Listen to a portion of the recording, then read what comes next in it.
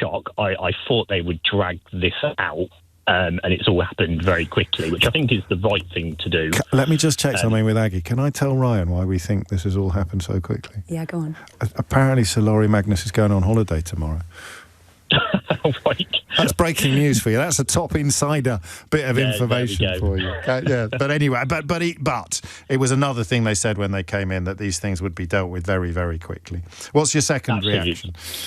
So disappointed, really. Whilst I'm not a big fan of this current government, I do like Angela Rayner, and I think she's got integrity, and I think she's an effective politician. So it's a shame that she's going to be removed from the role, but I think it's absolutely the right thing to do, and I think it's got to be integrity at the heart of this government. As soon as the independent ethics advisor concluded that the highest standards had not been observed, it was, and she would have accepted that. It was all over for her. But I can see why they needed an inquiry, because no one is claiming that she deliberately tried to dodge tax or that she has acted in a sort of dishonest or self-serving way.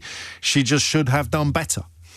Yeah, and I'm really interested to what she will do next. Has her credibility gone now that she wouldn't be able to go on and do anything else or put a challenge through to steer? Well, the current shadow foreign secretary broke the ministerial code at least twice. So there are comebacks in other parties, and there are front bench comebacks available in other parties, and I don't think she ever resigned, did she? She hung on after Johnson, and she got fired by Theresa May, although it probably got dressed up as a resignation. It'd be a shame if she is quitting the front line of UK politics forever, I think. Will she be a threat to Keir Starmer is an interesting question on the backbenches. People are not popular with his leadership. Can she challenge or be ready to challenge that at any point to come back? How much of that, thank you, Ryan, how much of that, Aggie, will depend upon how she feels about this episode? What we don't know, and what I personally doubt, is that she thinks it could have ended any other way once Laurie Magnus had published his letter. She's not, I don't think, going to feel that she has, as some of his other departures feel, that she has been thrown under a bus. No way. The way Keir Starmer and cabinet colleagues of hers have behaved this week on media rounds, it has been so clear they were absolutely desperate for her to stay. I mean, it changed slightly in the last 24 hours, but even yesterday, Keir Starmer was being very, very positive about her, even when he said, I will act on whatever the report is that is put in front of me. I honestly think she will just blame herself. She'll probably blame the advice that she was given, but fundamentally, I'm not sure she'll do that now. Well, you don't think she'll blame the advice? I think that was going to be the way out if Magnus had come down differently, but I mean, can you really blame the advice you received when the conclusion is that you should have asked for more advice? I'm genuinely devastated for Angela Rayner, writes Trina. The right have got what they wanted. The working class woman made good has been forced to leave government. She was given bad advice and is paying the price. So disappointed with Starmer and, I must say, with you. That's me, don't worry, not you, Aggie. And that's a perfectly reasonable position. Trina, but I'm afraid the ministerial code, I mean, crikey, if you think that I'm somebody that you can respect and admire in the context of political coverage, then you will know that I am absolutely committed to the idea that the ministerial code should be as close to sacrosanct as you can get in public life. And if you're found to have breached it, and it has to be an independent advisor on ethics that conducts the investigation, otherwise you leave yourself wide open to accusations of bias. If you're a minister and you break the code, you go. I don't know what it is about that you struggle with, or indeed think that her background is relevant to. Why is she treated in such a vile fashion by so many on the right? Answer, because she's a working class woman. But that's not why she's lost her job. That's not why she's chosen to resign. And it's not why they dug into this story. They dug into this story because she's Deputy Prime Minister. They would have done it if the Deputy Prime Minister was the Baroness Tuffington of Buffington. Aaron says, just like that, I was left politically homeless. I see Wes Streeting in the crosshairs next. Ed Davey is looking good to me at the moment. Nadia says, silly woman. Why didn't she just overpay? If unsure, why not overpay? What could the press say then? It's a point I made on Wednesday, actually, and I'm far from alone in doing so. Eventually, I am sure that the tax office would have given her a refund. Keir must be absolutely furious. What a mess. What a nightmare. I don't know if he is absolutely furious. I think he'll be gutted. I don't think he'll be very angry with her. I think it's an understandable but unforgivable mistake. I hate the way, says Alan, our politics has gone. None of this is about policy or the good of the country. It's all about point scoring and taking out members of the other side. I wonder if there is any way back to civility. I think we're all screwed. Again, Alan, you might be right in conclusion, but it is a way back to civility. This is a way back to civility. It's the importance of the ministerial code and the independent advisor on ministerial standards. That is literally how you begin the process of rebuilding trust in politics after it was so completely destroyed by Boris Johnson and his mates and his client journalists in the media. I can see how the media rounds have gone with the Labour government. They clearly wanted Angela Rayner in, but with that being said, will this offer Keir some security in that if people were unsure about his leadership, the next person that would be globally or universally looked at within the Labour Party as someone who could head up leadership would be Angela Rayner. So now with her being gone, that can potentially dampen down some of the potential manoeuvres that may have looked to happen within Westminster, give him a bit more security in his position within the party. I know they're not so infighting. I mean, you mean as a rallying point for dissatisfaction, she's no longer there, and the dissatisfaction might stay in place, but the rallying point has gone. I don't know that she ever demonstrated any desire to challenge Keir Starmer at any point in the political cycle, did she? Not that she did demonstrated that, but she did demonstrated qualities that were worthy potentially of leadership and that radical, not so radical, but the strong personality that potentially Keir is lacking, she seems to have in abundance. And being able to get through to the real concerns of people and talk to them on a level that doesn't seem so constricted, she is a big loss for that. And also being that beacon towards the left, I don't know, I just potentially think that Keir clearly didn't want this, he wasn't asking for this, but could that give him a little bit of the, because look, they're on phase 2. I mean, it's a bit of a stretch, Joe. Your glass is half full, isn't it, this afternoon? I'm away later. So looking for the positives. There aren't any positives. I don't think there are. Hey, if you turn out to be right, you turn out to be right. But there aren't any real positives here for any of them, except that it's over. The boil is lanced, the wound is cauterized, and the damage is complete. But it is also considerable. Feeling sad. The right thing. Yes, she should have gone. I hoped she hadn't. I wish she hadn't. I wish Keir had stood by her. What upsets me mostly is that you've got one side who plays by the rules as usual and another side that doesn't. Yeah. I mean, you just name some of the people there, Mogg, Johnson, Patel. We've got MPs who beat their girlfriends up. It doesn't apply to them. Patterson. Ex-girlfriend. Ex-girlfriends, but quite happy to be. Because, look, nothing. Don't worry, old chap. It doesn't apply here.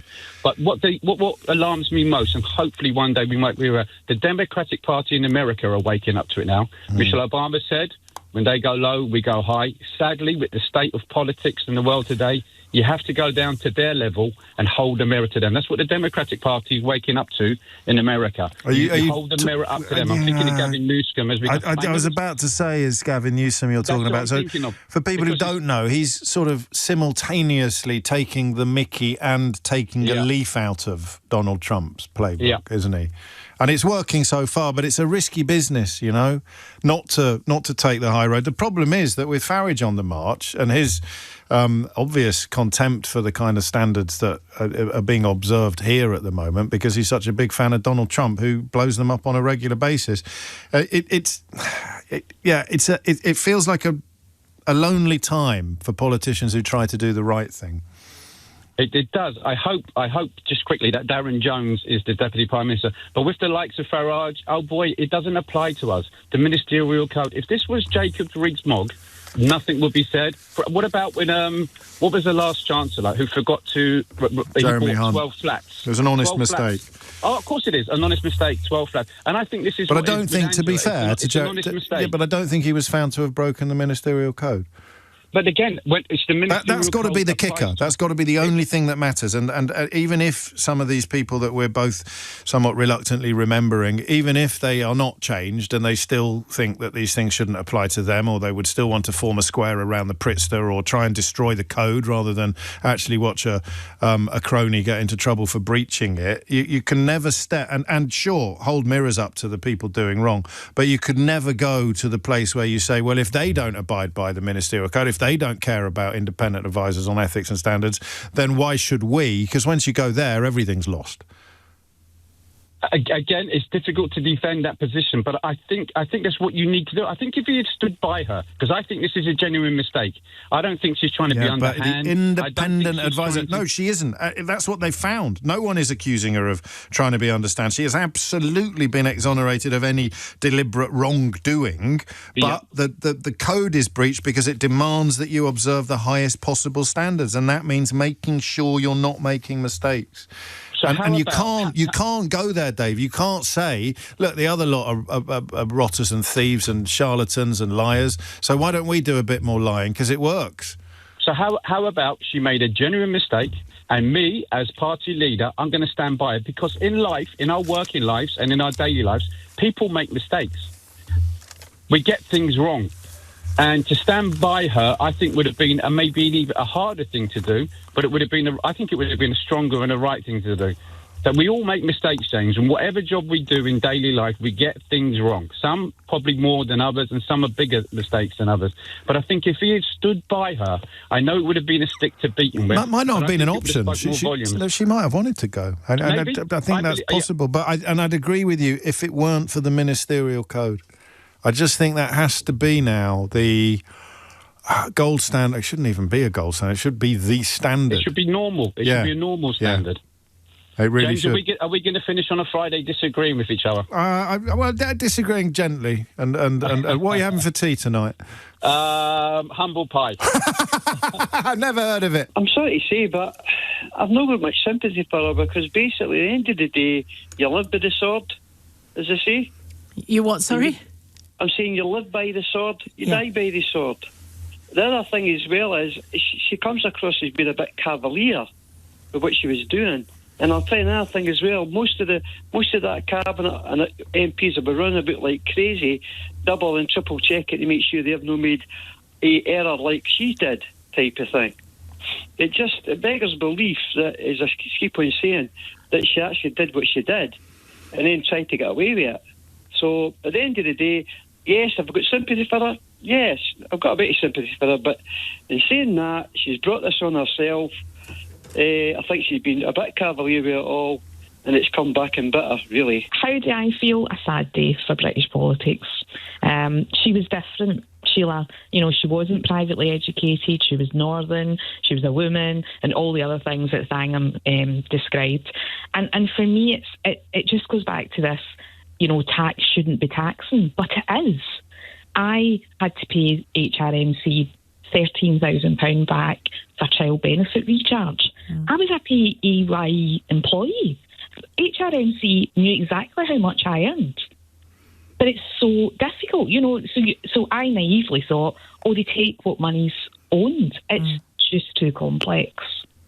Yeah, I would agree with you. I've been caught up with the IR35 stuff.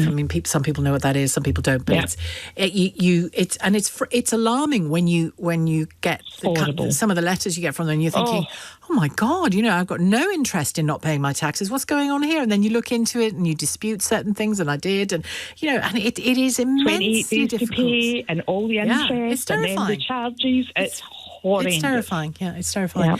Yeah. And so do you accept, though, that she had to go, given the standard that Keir Starmer said he was going to set and the standards of this independent watchdog? I think just like what Richard had said in his text, I think it just shows, look what happened. And I'm a flip-flop voter. I voted Labour this time. I voted Conservative last time. But remember what happened with Jeremy Hunt, and I forgot about my 7 seaside flats. It's just the hypocrisy, and nothing happens to them. Well, remember the shenanigans over Partygate. Yeah. And honestly, I was reading statements from, or indeed hearing them from their own mouths, sitting opposite me, from government ministers at the time, that were changing every day. every day. It was astounding, and it was different in nature. Well, it felt that way to me anyway. So you just went on to get bigger and better jobs. You wanted to come back, I guess, at some point. Well, I hope that she's a bit like Sam. I hope she works for you in the background and she comes back stronger.